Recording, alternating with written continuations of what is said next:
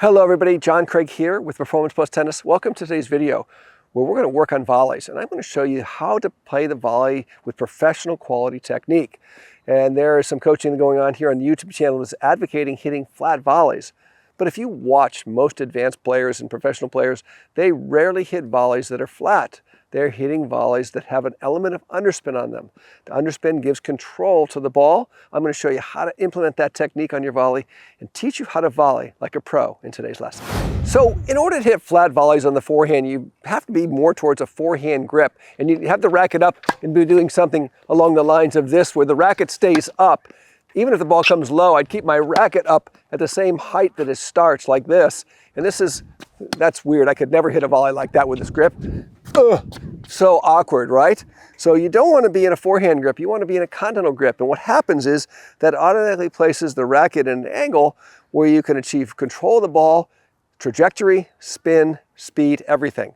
So now when I set this up, the racket's still going to be above my hand, but the racket is out on a 45-degree angle from my torso. With a forehand grip, I'm going to be more in front of me like this, punching at the ball, extending from the shoulder. So get a continental grip. And when you get a continental grip, there's so many advantages.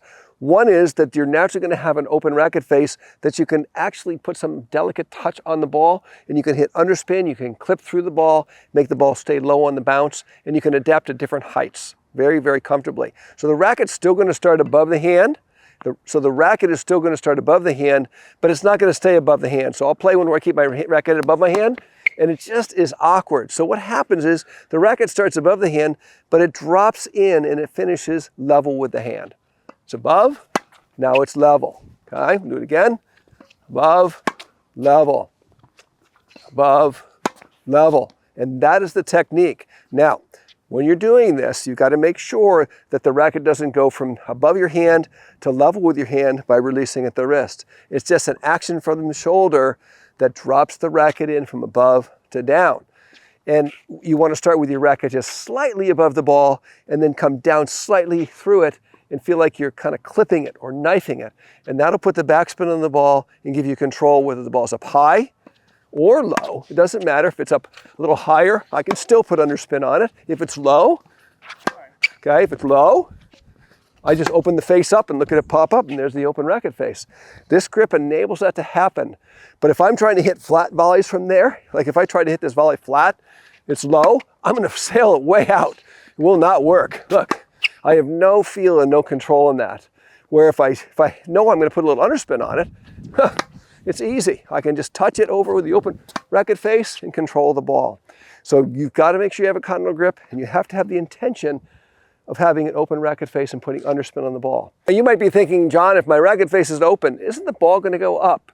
And just remember that the trajectory of the ball off your racket is a blend of the path the racket takes and the angle the racket's on. So I'll give you an example. If my racket is on a 45-degree angle, and it travels on a level plane and makes contact with the ball, we know the ball is going to leave the racket strings on a 45-degree angle, right? If I start below the ball and have a 45-degree angle, the ball is probably even going to get up higher. But what happens if my racket's on a 45-degree angle, but it descends slightly into contact? Watch what happens now.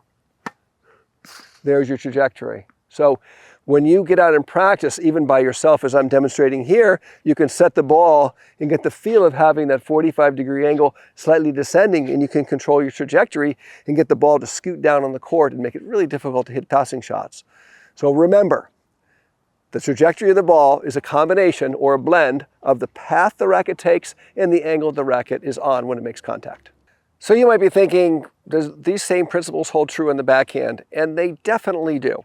So a couple things on the backhand volley. Make sure, first of all, that you're a one-handed backhand volley, but your left hand is very involved. There's only been a handful of great two-handed backhand volleys in the history of all tennis because it's so awkward and weird to do and be comfortable and be versatile. So try to really be a one-handed backhand volley.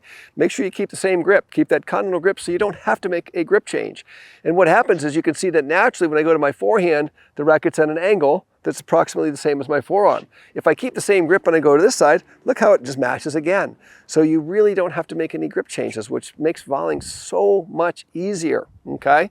So the same thing, when I set the racket up here, if I volleyed like this and I kept my racket up, it would be the weirdest thing for me to keep my racket up And I don't even know how to do it because you're just kind of pushing and it's weird. So there's no way you can volley like that. So watch how the racket will start above, but it will finish alongside the hand. Here we go. Ready? All right. So it drops in from the shoulder. And I can pop that ball. Now I popped that ball through the court and it only got that high because I blended that underspin and just jabbed it and it just sat right down on the court and scooted through. And that's how you get feel on the backhand volley. See that? And if the ball gets low, you can open your face more and you can be delicate with it. See that? See that? Or if it's up high, I can still hit underspin and I can hit a little more crisp than that. But see the underspin on it? Now, again, the key thing is that you got to practice is that this angle doesn't change. You set this and you pull it through from the shoulder and this is still intact. And that's a key thing to really get on the backhand volley because oftentimes we feel like we release it and hinge at the wrist. You can't do that, okay? The feeling you want to have is that you set and the pull is from the shoulder, okay?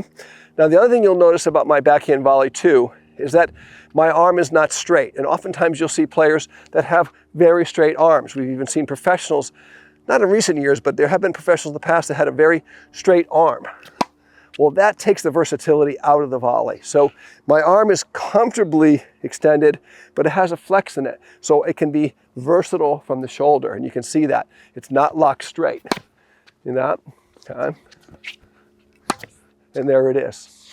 So those are the key principles you really want to develop on your volleys and the feeling you want to have. And these are key checkpoints: the start, the finish, the angle, the open racket face, and the impart of the underspin on the ball. Those are the things you want to work on, the checkpoints you want to be looking out for as you develop professional quality volleys. Thanks so much for watching today's lesson on the volleys, and I hope that you will take these concepts to the court and work on your volley skills and really develop professional quality volleys. And if you'd like to learn more and get more information, click on the link in the description down below and learn the 5 key principles you need to master to achieve your potential with your volley skills. And also, if you'd like me to take a look at your volleys, I also have a very productive and valuable video analysis program that so many people benefit from by sending in their videos to me and having me evaluate them and giving them personalized instruction. So the link down below is for that. Also, check that out. Subscribe to the channel if you've not done so already. Leave your comments down below. Give us a like. Stick around. We've got a lot more coming here at Performance Plus Tennis, and we'll see you in the next lesson.